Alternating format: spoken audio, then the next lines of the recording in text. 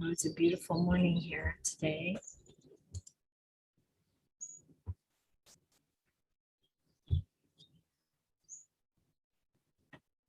Find a comfortable position.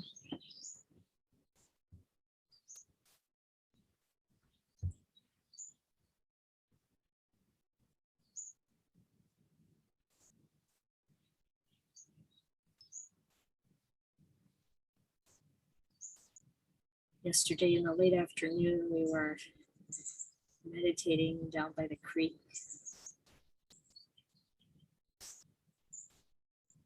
And there was an owl who started talking. Quite beautiful. And now we have the morning sun, and lots of birds. I can still hear the creek from here, from the deck, a little bit. Don't know if you can.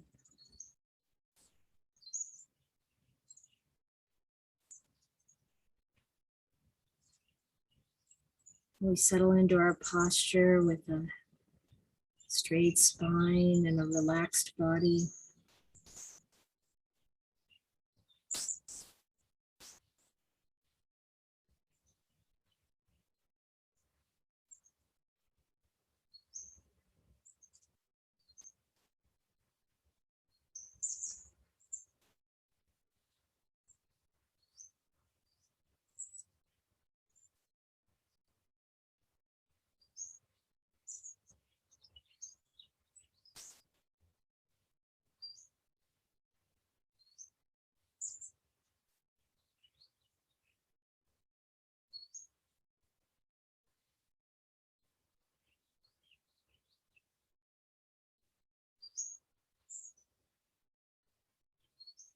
And bring our attention to our breathing.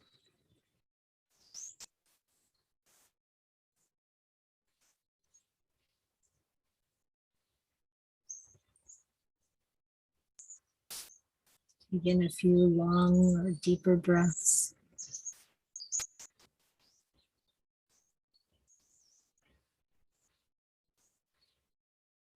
And invite the whole body to relax.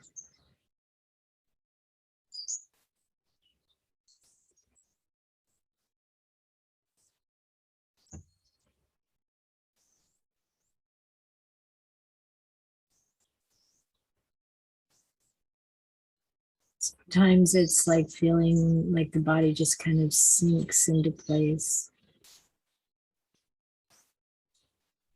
Resting on whatever we're sitting or lying down on.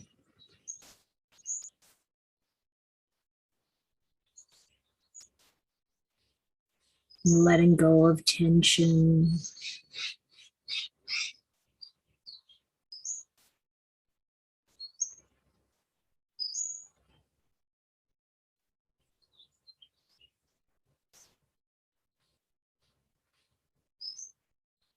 Present and aware. Establishing mindfulness right here.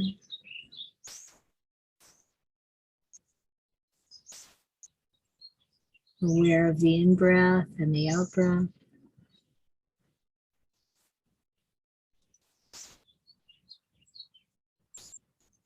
Aware of any muscle tightness.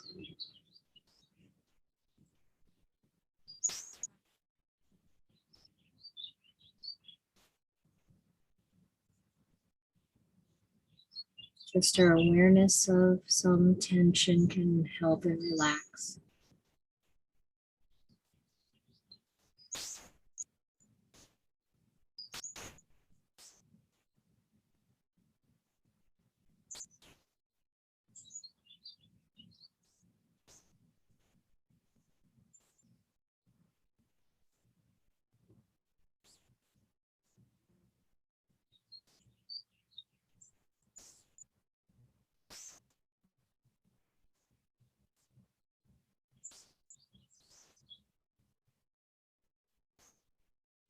Let the mind settle, happy and at ease. here in the present moment.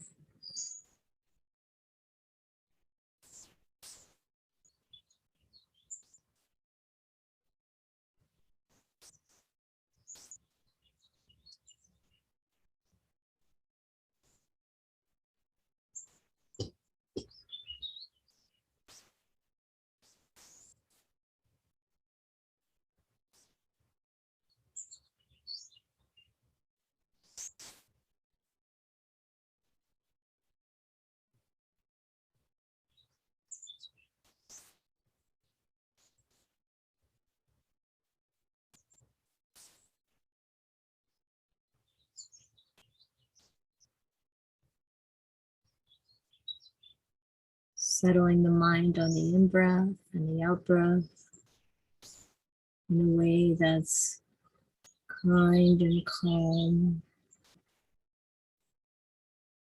content.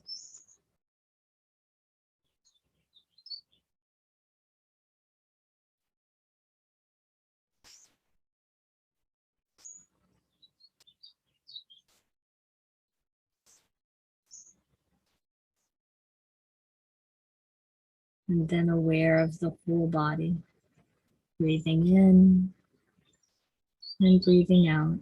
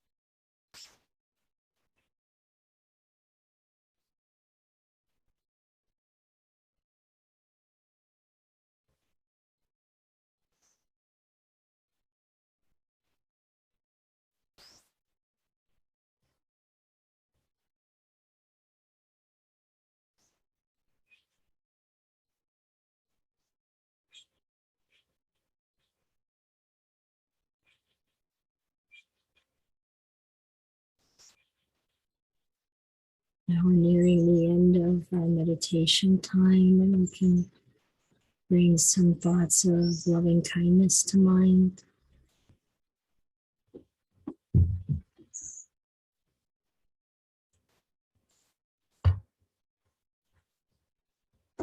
I fill the heart with metta.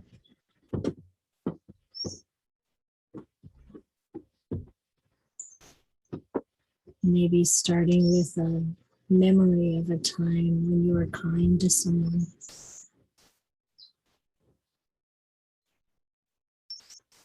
And the heart really opened.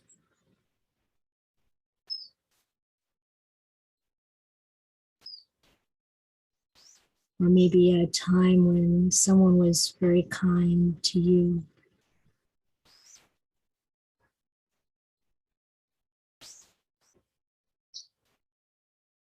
And you felt that kindness in return.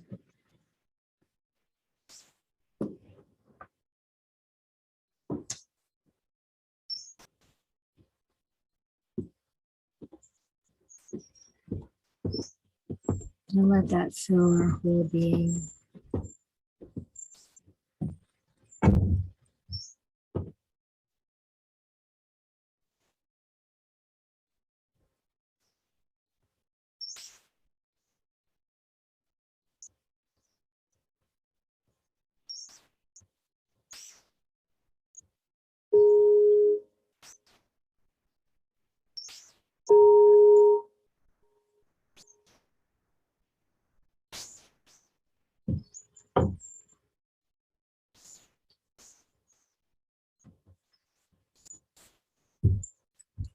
So, as many of you know, we've been talking about the 5 aggregates. So, the 5 heaps that the Buddha sort of sorted out what we think we are. And of course, we've already talked about form. The body is the main form we're interested in, and feeling and perception. And today we're going to talk about sankhara. And so what does that mean? So the word sankhara can be looked at from the perspective of it's sort of 2 things put together. It's sang, which means together, and khara, which means making or doing, producing, causing, forming. So together making, or together makings, because it really has 2 senses, like an active and passive sense.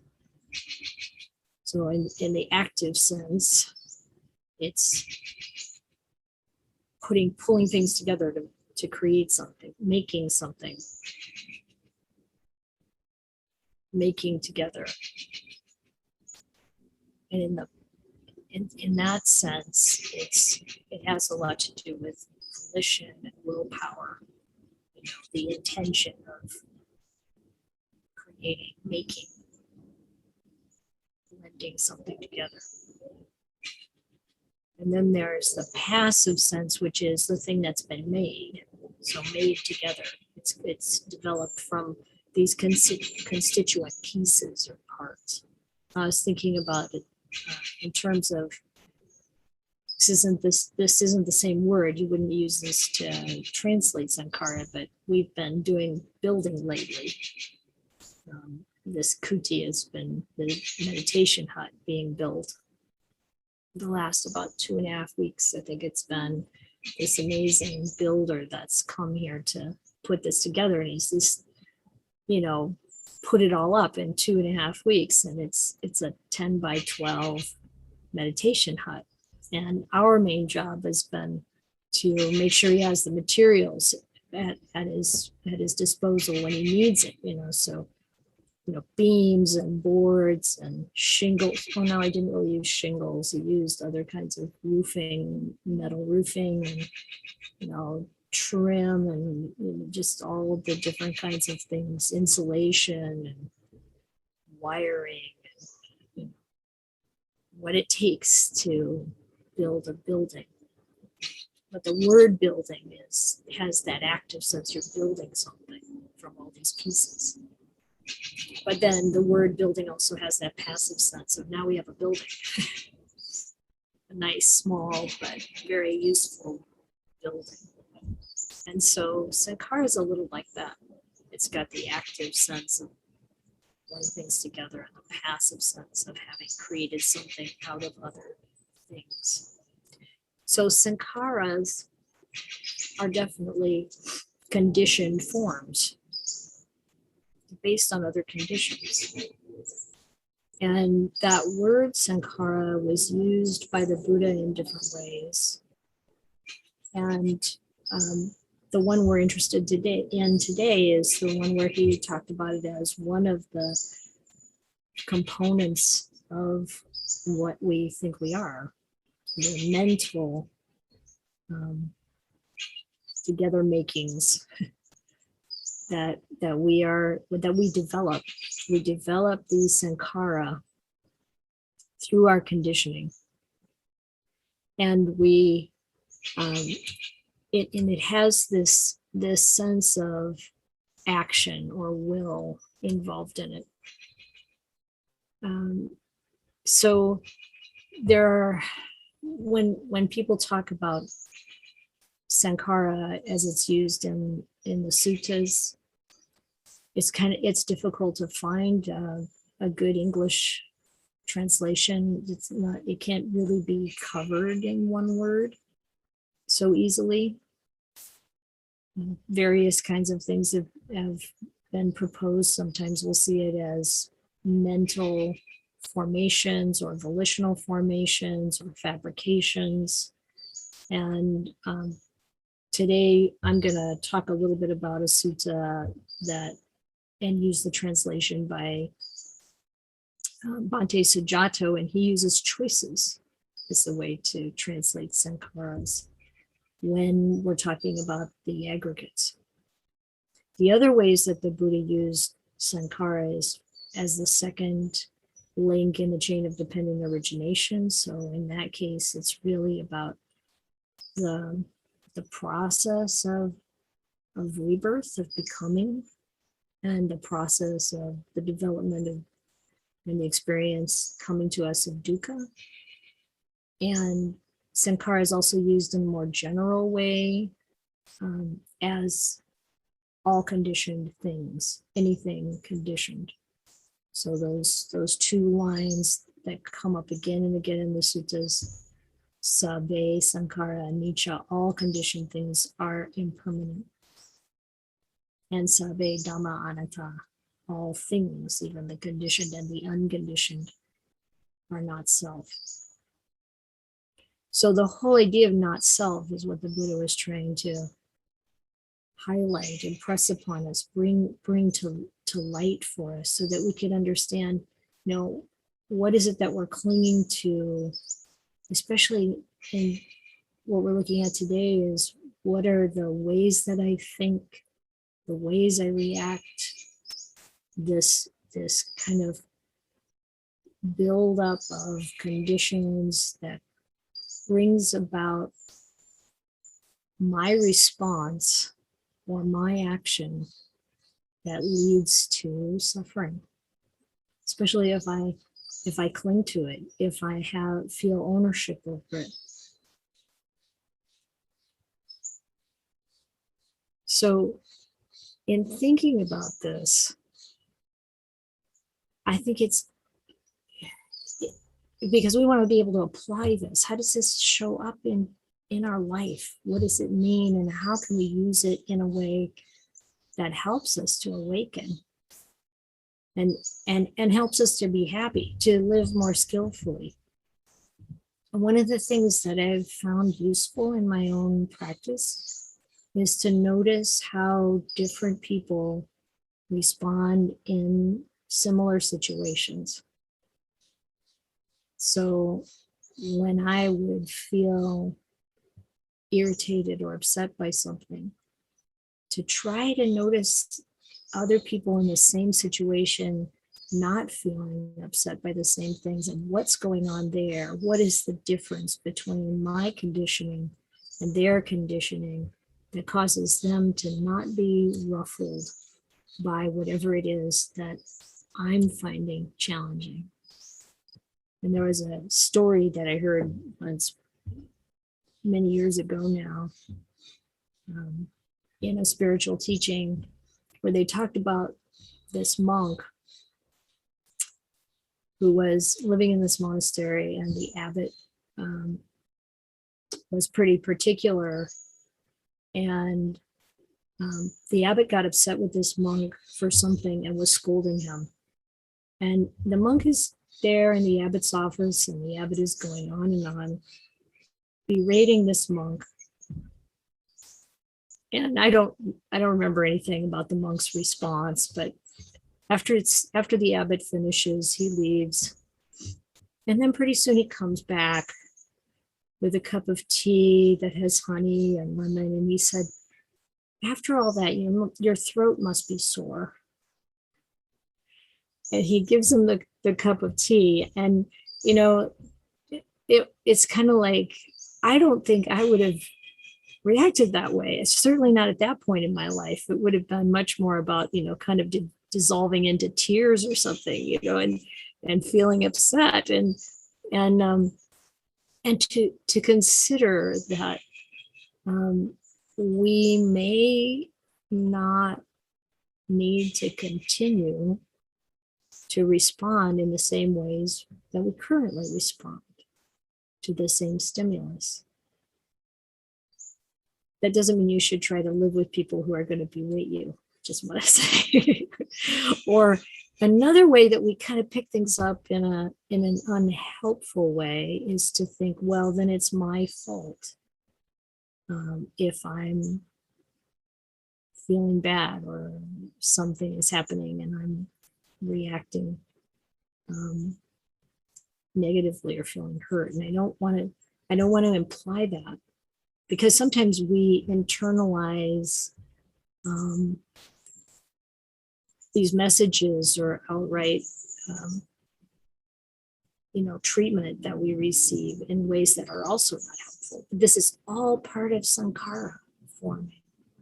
And we have this opportunity. What I think what the Buddha's idea was in breaking these things down, mental activity down into these different pieces, feeling, perception, consciousness, and sankhara, mental formations, conditioned formations, volitional formations, is to show us where do we have agency, what can we change, how can we identify what's really going on inside, and what do we want to create. So it's helpful, I think, to kind of study this in the people in our life, in ourselves, even in the things we might see. Like this last week, someone actually kind of sat me down in front of a TV and showed me a documentary. Every once in a while, someone in my life will say, you really need to see this. And in this case, it was a documentary that this person really found inspiring. I think in some ways useful. And I don't know how many of you have seen The Rescue.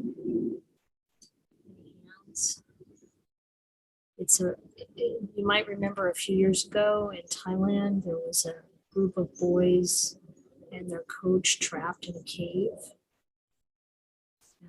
They were trapped by water coming into the cave, and they were isolated in one part of the cave. And of course, at first, no one knew if they were actually alive and able to survive in the cave. But this documentary was done by National Geographic, and it's really well done. And what I found interesting in watching it was inspiring, the way so many people came together and the way they had to really come up with extraordinary creative ideas for how to get those 13 people out of that cave alive. And they managed it. And one of the things that was interesting as I was watching is that these boys, they ranged in age from, I think it was 11 to 16 years of age, and they had their coach with them. And they were used to this cave. They came to it often. They were local village children, and this was just part of their environment. And they had gone into the cave that day they were celebrating somebody's birthday, and they were doing this for fun. But the storm was very unexpected, and it was extremely powerful. And it actually was an early onset of the monsoons, and so they got trapped. And when the cave divers, it required people who had this expertise in diving in caves, which is not common. When the cave divers finally discovered them, they're kind of all huddled together in this one kind of little area that was dry. And they said they were amazed. There was not like one quivering lip, not a tear, not a complaint. And they hadn't had food for something like 10 or 12 days. And at some point that it was mentioned that their coach was telling them to meditate. He was guiding them to be aware of their breathing and to conserve energy. And these are village kids, and they're, to like not exhibit any kind of concern, they said, about their situation. It's like, wow, I don't think this is the way I would react, or maybe any of the kids I've got 2 grandchildren in that age group. I don't imagine they would react that way. And, like, what's that about? It reminded me of Ajahn Mahabua observing how the village kids that would come to the monastery were really different from the city kids. The village kids were so much more quiet, calm. City kids are kind of running all around and kind of amped up. And these things, it's not to criticize anything, but to recognize that we all are the products of our conditioning. What is the conditioning of my own life and mind that causes the development of these patterns that I have, these mental together makings, and are they helpful or not? And at one point, the divers could go back and forth, but they literally had to like dive for 2.5, 3 hours to get to them and back again. They would bring them food, and they were trying to figure out how to get them out of there. And at one point, they brought them bracelets from this monk who, when he appeared on the scene, the rain stopped. People around that area felt that a number of magical or mystical things happened during this time. And, it's like how much does faith and belief and tradition play a part in our own lives, in our own minds, in that conditioning? One of the things that is much the case in monastic life is that we retrain ourselves, and this is true in other disciplines too. We get retrained. The sankharas, some of them, you might say, are discouraged, and others are developed. And so I think from the perspective of looking at this unit of mental activity, trying to recognize where does our will stop and start, and in particular recognizing that we can hopefully be very forgiving of ourselves and forgiving of others, because these sankharas are conditioned. We are operating a lot of times on autopilot based on this conditioning. These sankharas get formed from a lot of different constituent pieces, from causes and conditions.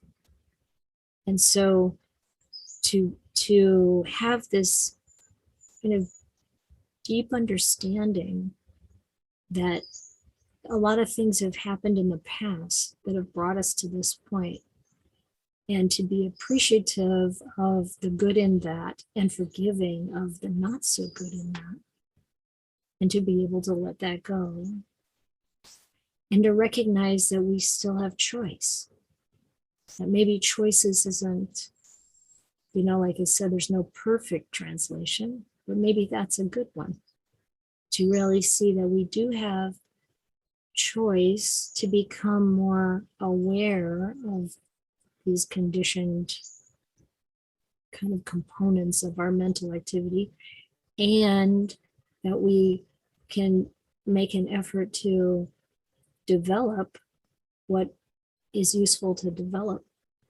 So the sutta I was referring to earlier is actually called Sankhara Pati, actually the name of the sutta, which I can't read right now because of the sun, is more like Sankharupati, as you put the words together.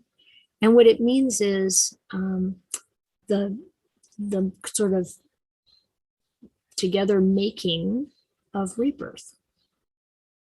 And in this sutta, it's number 120 in the middle length discourses. In this sutta, the Buddha talks about how if a person has good virtue and wisdom, and you can try to remember faith and learning and generosity.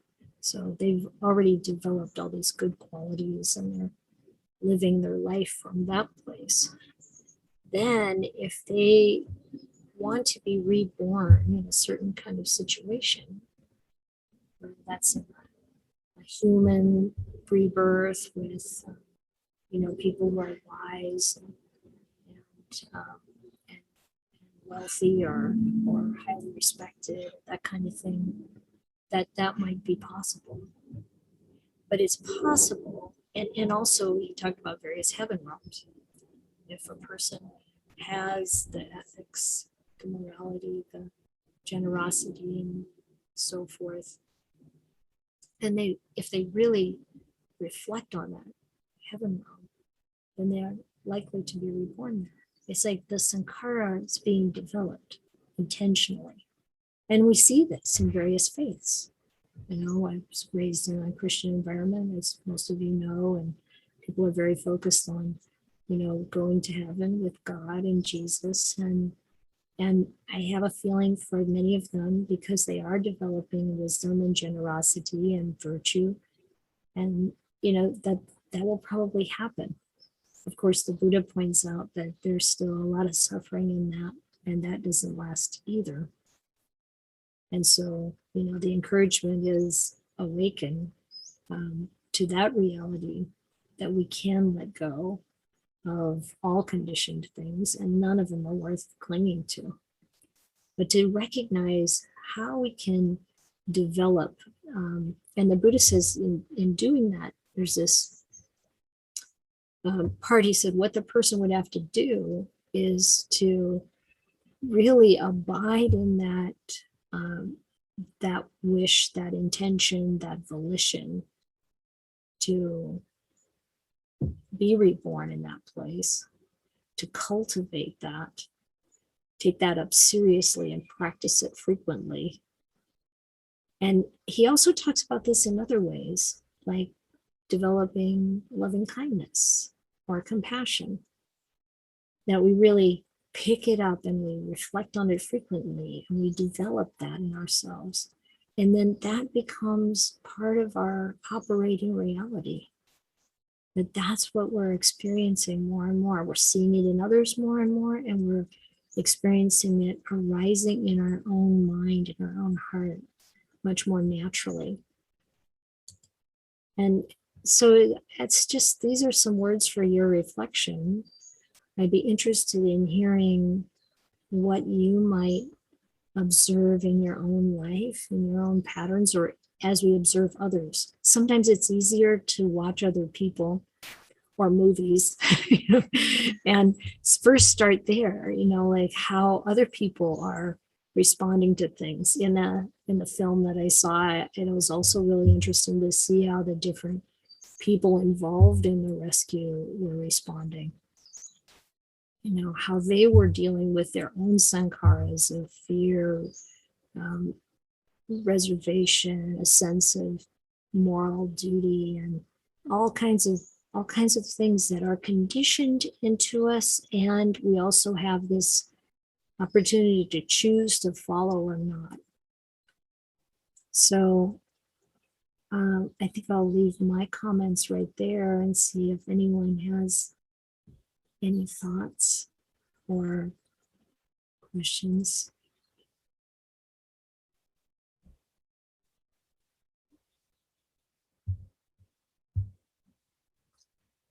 Yes, sure, I'd like to share something. Okay. I don't know, other folks able to hear me on? Can you hear? Maybe I'll speak up. Yeah, I can put the mic down. Okay. It's okay, the volume. The volume's okay? It's okay. All right. Okay, Great. good. Thank you. I'm having a little trouble seeing the screen with all the glare. So if you're waving and thumbs upping, I'm missing most of it. Okay, Scott, go ahead. Yeah. So I'd just like to share. So Neeta and I, we recently moved to the US, Mhm. and along with working at a new place and settling home, it was, there were challenges that came up. And one of the challenges we had was our cat refused to get house trained and decided to do her business in the bathtub. Whoa, okay. At least it's contained. Yes, thank you. And I remember how in the beginning, both of us used to be so stressed about it and so anxious about it. And we were making trips to all the stores and trying everything we could to sort the situation out.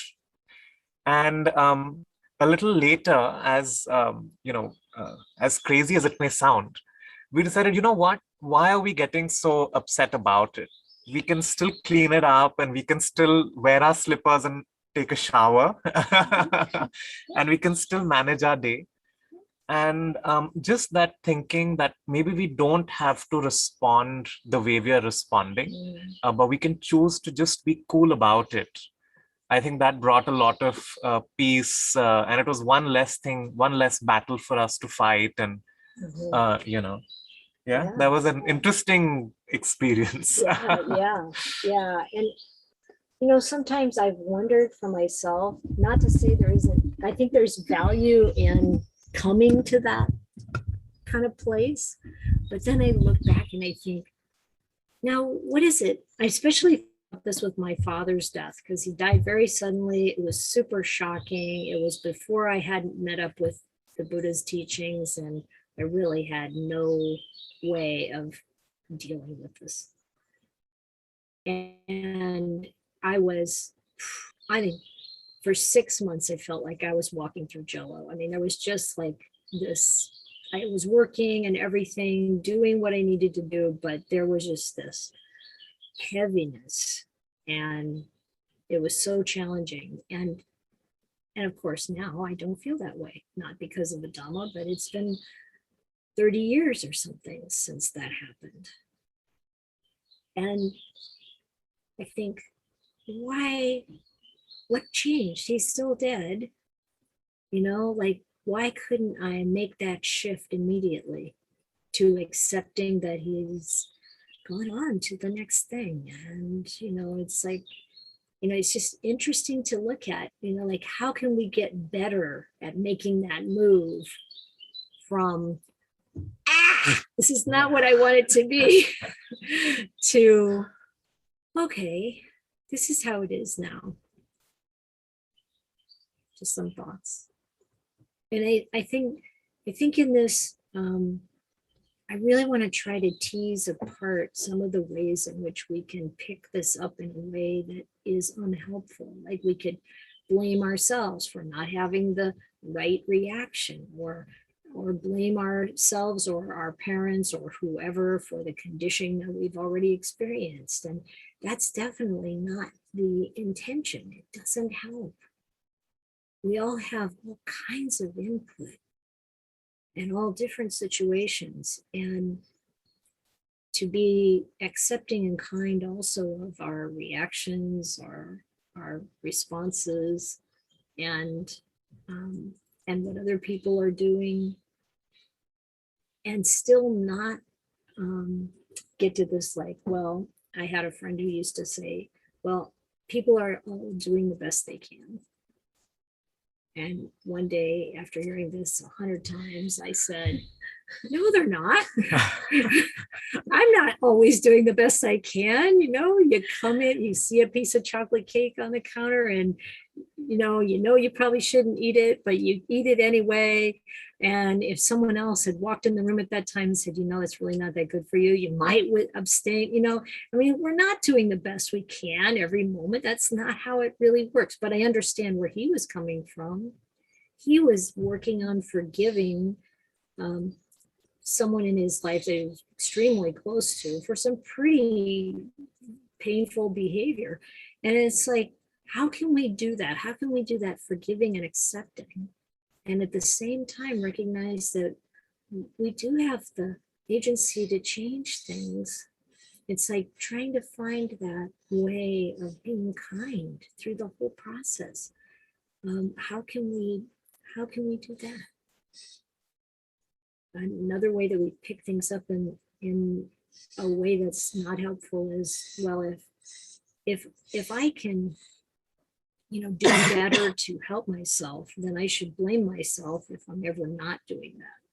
And that's also really unhelpful to basically internalize the negativity towards ourselves. Is that making sense? Yes, Denny and Lisa. The other day, Lisa took me over to one of her friends' houses here in Portland, and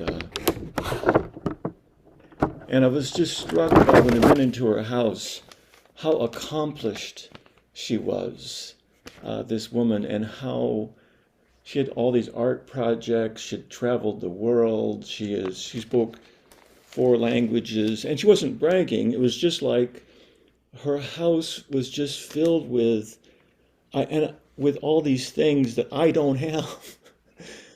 And my immediate reaction was just, well, this isn't fair. I felt this envy of like, why don't I have this? What's wrong with me? And then I turned it into finding things wrong with her. Like I wanted to go like, well, yeah, she has all this stuff, but yeah, there's other things wrong with her. Like I was kind of looking for like, what, if she's accomplished all this, there must be other deficiencies. And then I just noticed that I was doing that. Like,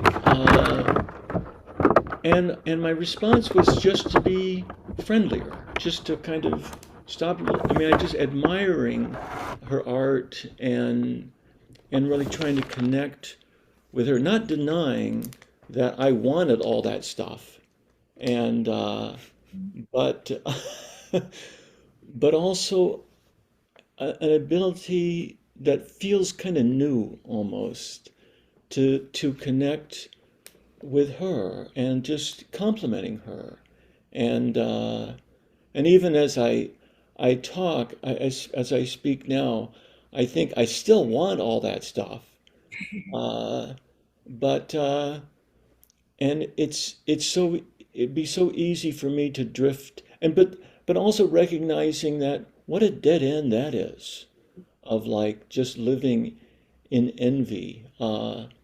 And if I did set about my life accumulating all that stuff, I mean, it's deeper than that. All that stuff would not make me happy. And she seemed like and the other thing that kind of annoyed me is she seemed really happy.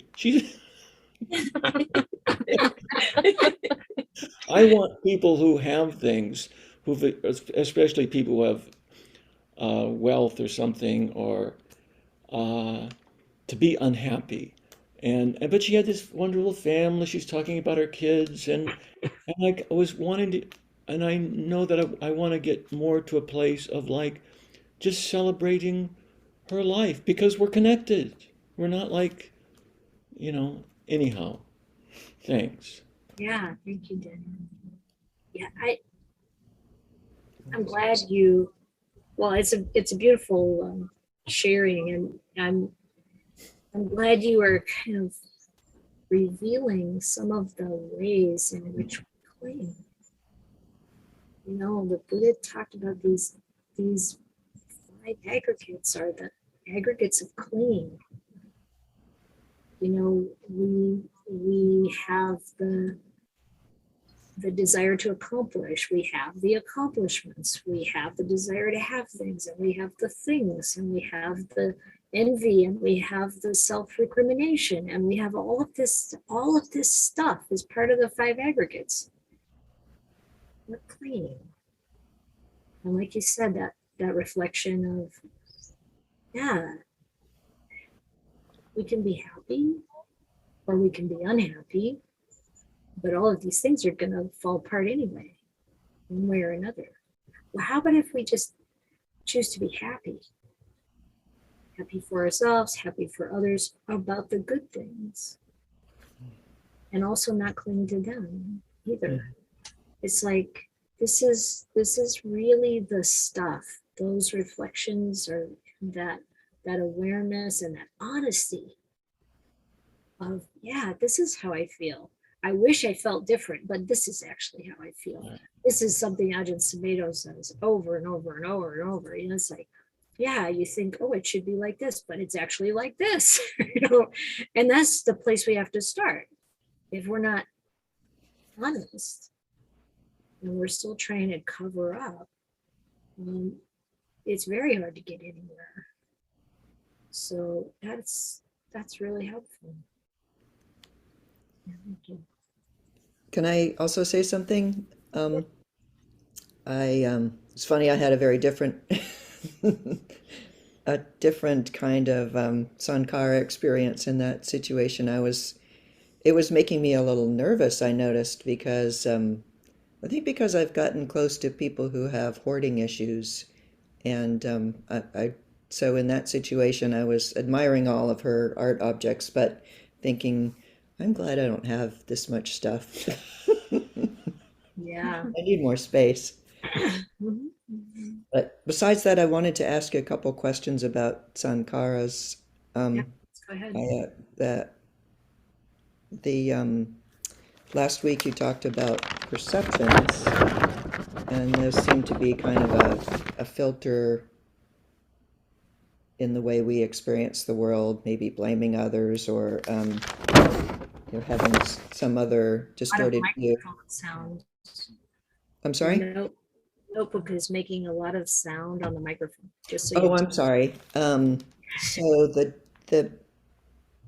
I wonder if I'm understanding it correctly, that our perceptions sort of lead to or spin off in sankharas, like these habits of mental formations. And then that's one question. And also, since it's sometimes translated as choices, it seems like there's a big difference. For the most part, I think my sankharas would be not really very well examined or noticed, but at times they could be, and that's when it becomes a choice. Is that correct? Well,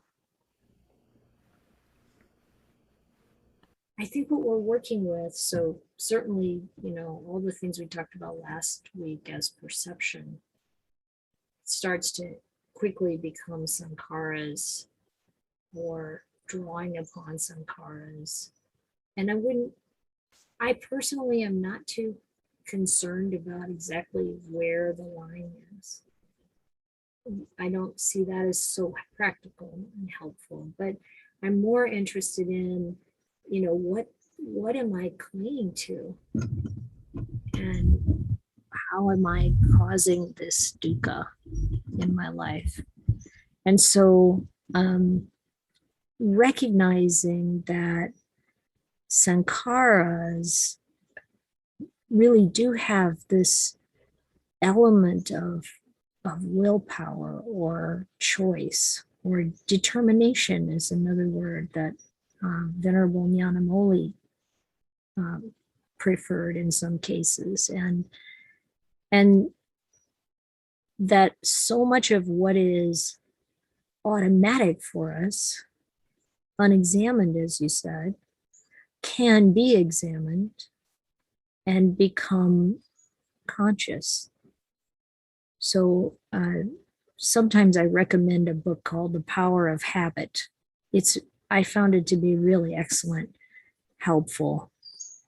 And it has it's full of stories about people and habits and how they change or how they don't. And, to recognize that a habit is something that's really a sankhara. We built this up. One of the examples they give in that book is you get in your car to back it out of the garage or down the driveway, and there are all of these things that you do automatically. to make that happen, all the judgment that you make about how far you are from the bushes, and all kinds of components to this activity that we don't even think about. And this is the way so much of our life operation is. We're unaware, it's unexamined. And so, to think that, well, that thing that happens, that thing that someone says that causes me to feel upset or angry or hurt, that we feel like that's automatic. And we could even feel that my reaction of anger or irritation is also automatic. And it appears that way, but actually there are choice points there.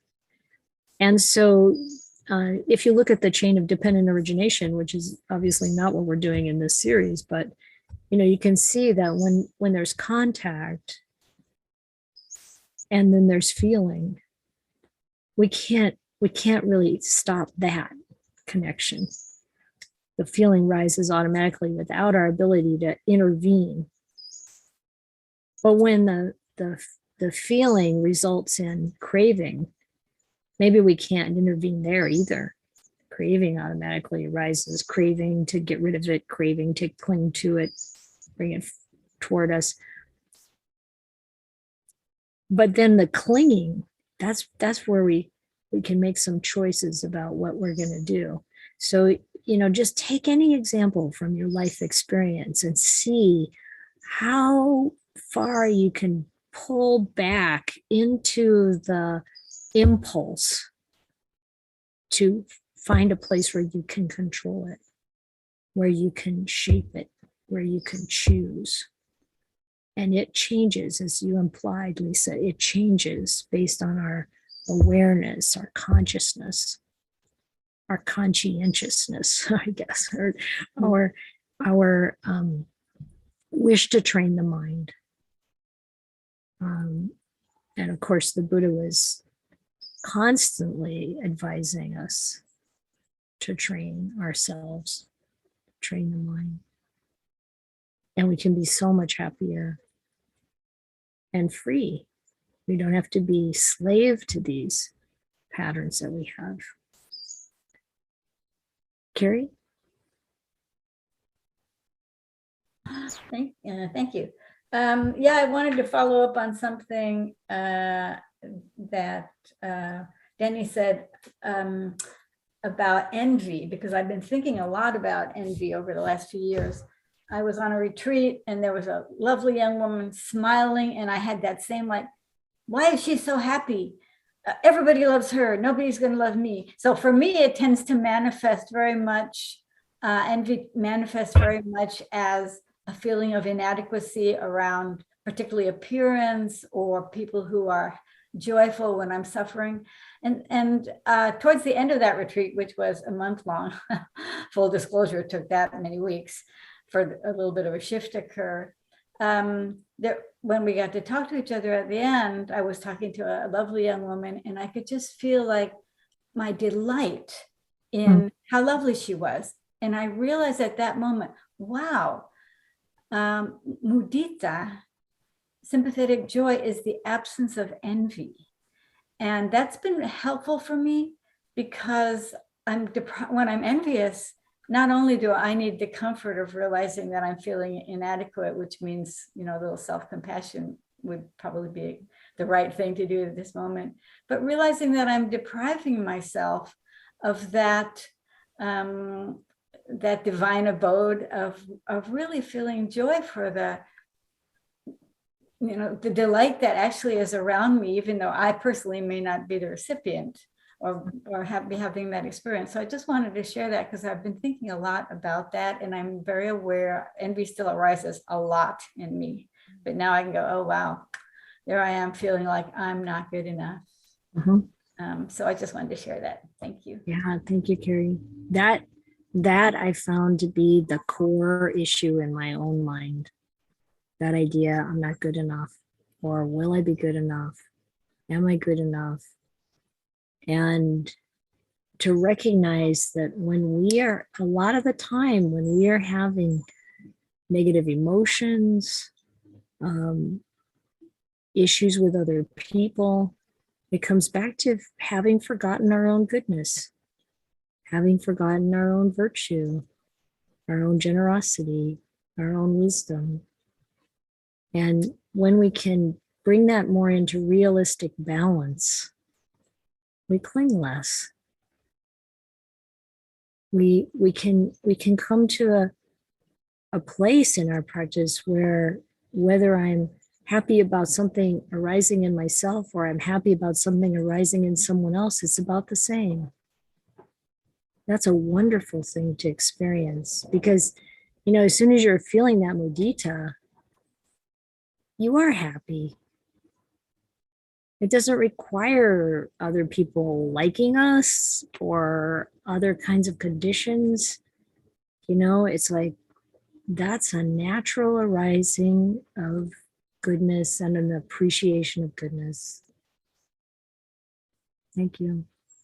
And we love you and we see your goodness, Carrie. If you want a reminder, just call us up. Call us up and tell you all your good things that we know about. I'm sure there's even more we don't know about. You. Kelly? Yeah, this topic and what you've said so far is really resonating with me. And the idea of not feeling good enough for what I want to do or maybe hope to do, or not trusting myself has been a real issue. Because at the moment I'm going through a time where a lot of change is taking place in my life. Mm-hmm. And so that brings up, on the one hand, feelings of excitement, but then also a lot of fear and doubt about decisions I have made or I am in the process of making. And what I find particularly hard is that sometimes I don't trust myself to really go with my instinct on that. I can't quite tell whether the feelings that are arising, like fear and doubt, are kind of real red flags that I should follow and look into because they are real issues, or whether they are just my conditioning getting in the way, or sometimes I think, that's Mara trying to sidetrack me. But ultimately, I don't really know, and I don't seem to be able to figure out which of those causes and conditions is actually leading to the way I feel.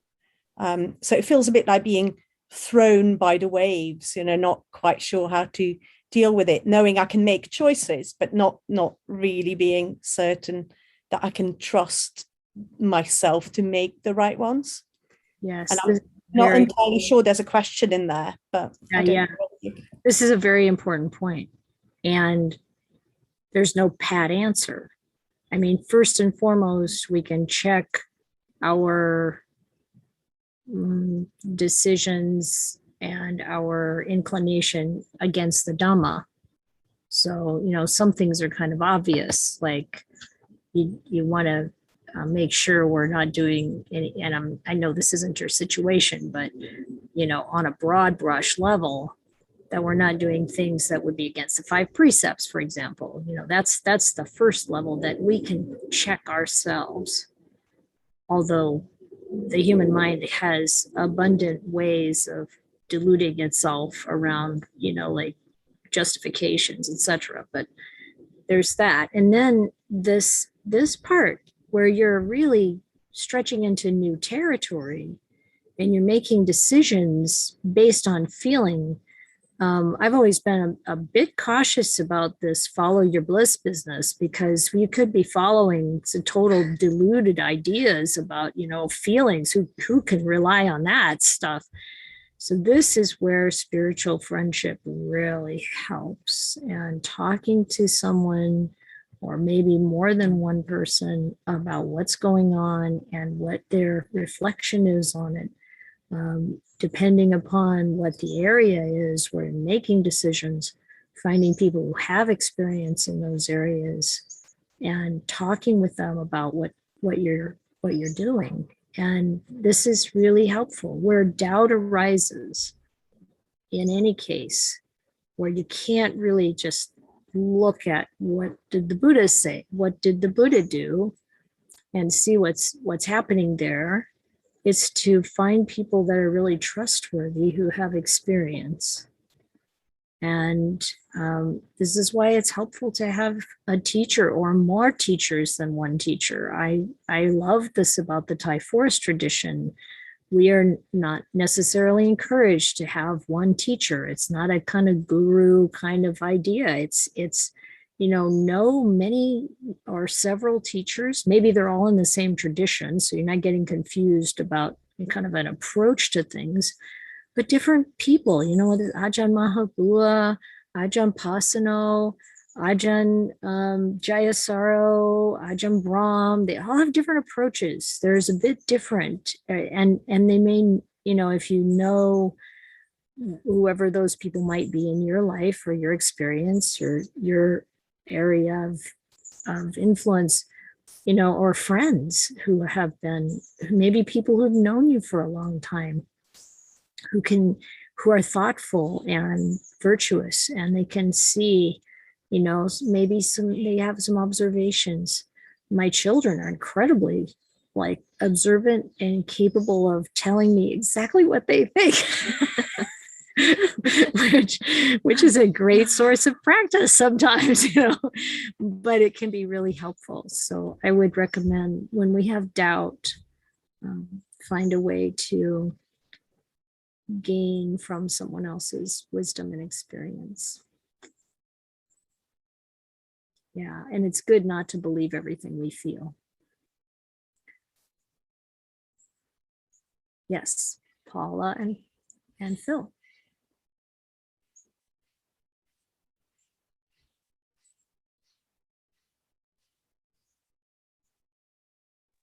Sorry, I'm on my iPad, so I have a different unmute spot. Got it. I'm recognizing that's the end of the time period, so we can actually skip our comment since. I want to hear it. Oh, okay. I was reflecting on a situation yesterday that occurred that was between Phil and I that was sort of stressful, but then became hilarious later. It was a situation where I was waving this knife as I was talking, gesticulating, and that bothered Phil. It was his conditioning that really couldn't handle that. And he came back and made a comment to me, "Don't wave that knife to me." And that fair enough. Right. In a way it was said to me, I felt horrible. And for a change, rather than reacting back, I just froze and I felt the dukkha in the moment that I was experiencing. And then I recognized that I was feeling that. And I think that was really exciting to think back about, that was because I've been thinking a lot about what you've said about the Three Noble Truths, feeling the dukkha and then realizing the cause of the dukkha and then noting the cessation of the dukkha. And I was like, wow, yeah. And I didn't quite get to any next point, but later reflecting on it, I thought, well, the only thing I could think of that I could have done was just offered metta for himself and me in that situation. That's kind of an uncomfortable thing for him, and I'm not comfortable being, corrected, and just I think this happens to me more frequently lately, that I just notice the dukkha, but then I just freeze and I don't, at least it's a recognition, and I'm happy that I have a mindful moment. Yeah. But don't always know what to do about it. So I just was offering that up as an example. I think Phil's going to say something. I should add that I view that situation as there's no anger. So just talk with our hands a lot. You have to be at the kitchen having something up. And my reaction is strictly because I was raised in South Chicago. See, this is it. Conditioning. That's right. That's how it happens. Well, thank you both for sharing that. I mean, it is wonderful that we know that you're not like running after each other with knives over there, because it's really great, I mean, and you're not in South Chicago anymore, this is also probably a good thing. And yeah, so it is really a wonderful thing when we stop and realize what we're doing and what's happening and what we're feeling, and that we don't have to take it seriously, and we can look at it as an object to ourselves, okay, there's this feeling, and this is how it arises, and this is what I think I am. This is, or what I deserve, or whatever the, wherever the dukkha is, that's going to show us where the clinging is and the identification. And when we look at these 5 khandas, then we know, this is the stuff that I think is me and mine, and it's not. It's misidentification every time. And then, when we have the space to really let that sink in, then you will know what the next step is. Like you said, there'd be a lot of relief and kindness, because when you strip all that stuff away, kindness is what's left. You have wisdom coming in to shine a light on what's really going on, and then kindness arises. So that's great. Thank you.